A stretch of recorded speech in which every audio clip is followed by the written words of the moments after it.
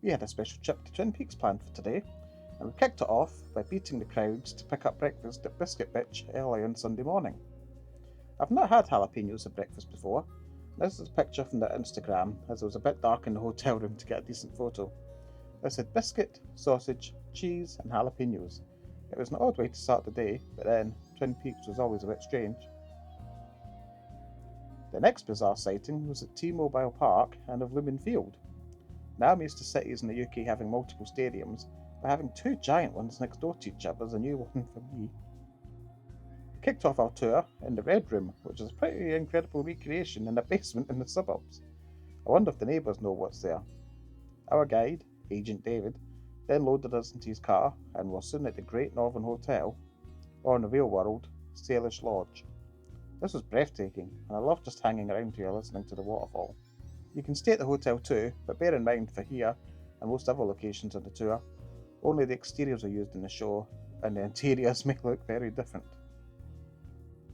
Next up was the Roadhouse. We visited in the morning, but if you come later on you can eat here or even stay overnight. This was followed by a quick stop at Big Ed's Gas Farm, which is now selling celebration balloons. We then headed to Laura, Donna, and James's favourite picnic spot. Even if you were not a big fan of the show, there was plenty of locations in the tour worth visiting just to see the beautiful landscapes.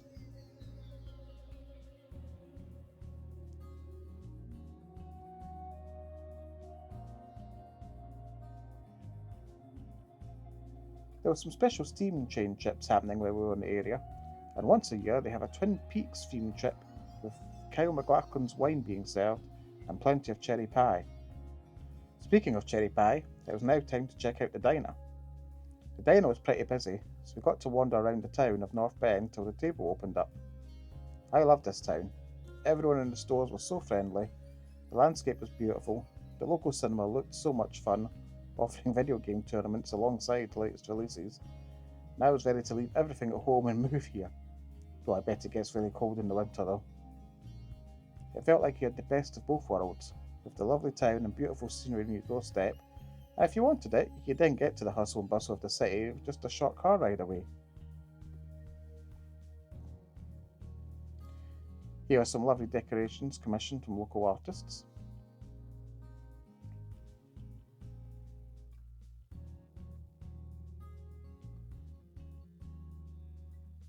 After a splendid walk around the town, it was time to grab a bite to eat.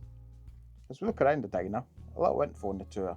Surprisingly, when searching online, there only seems to be one guided tour of the locations, and luckily, it is great.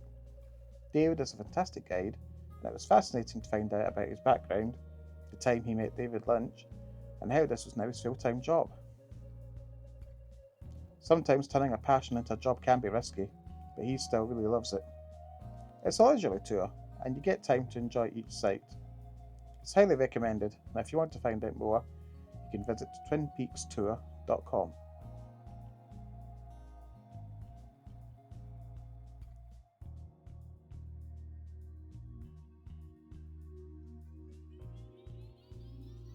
Here's the famous cherry pie, and here is the less famous bacon cheeseburger. By the way, these fries were bottomless. If you somehow needed more, you could get them. Here's a little look at the menu, but you can see a much clearer version at tweedscafe.com. For a place that you might think would be a tourist trap, the prices were extremely reasonable and the food and drink was brilliant. We picked up some coffee beans to gift for folks back home and then continued on with the tour. As we left the town, we got a closer look at one of the steam trains, and then it was on to Renette's Bridge, and you could definitely see why the location was used in the show. It was very atmospheric. These tours are also in small groups, so you have a maximum of around maybe 5 to 6 people, so the sights are yours to enjoy. We then headed to the location of the Welcome to Twin Peaks sign, and there was actually a sign installed here, but of course it had been damaged and stolen, but our guide brought their own for us, which was a lovely touch. You could pose for photos with the sign. Next up was the sawmill and the sheriff's office, which is now home to an off-road rally car experience, which looked a lot of fun. And then to wrap up the tour, we took in the giant log featured in the opening credits. We booked tour option 1, which was locations from seasons 1 and 2. There's also options to cover locations from season 3 and from the movie via Walk With Me. Option 1 cost us $150 per person and included a drop off in Seattle, and we were on the tour for a good 6 hours or so. Needless to say, this comes highly recommended for all fans of the show. Now to the next video, which is the final part of the Seattle trip, where we take in a hidden gem, which is one of my favourite spots of the trip, and a much less hidden gem, a trip to the Space Needle, where we found out that our flight home was cancelled. Thanks for joining us, and we'll see you next time.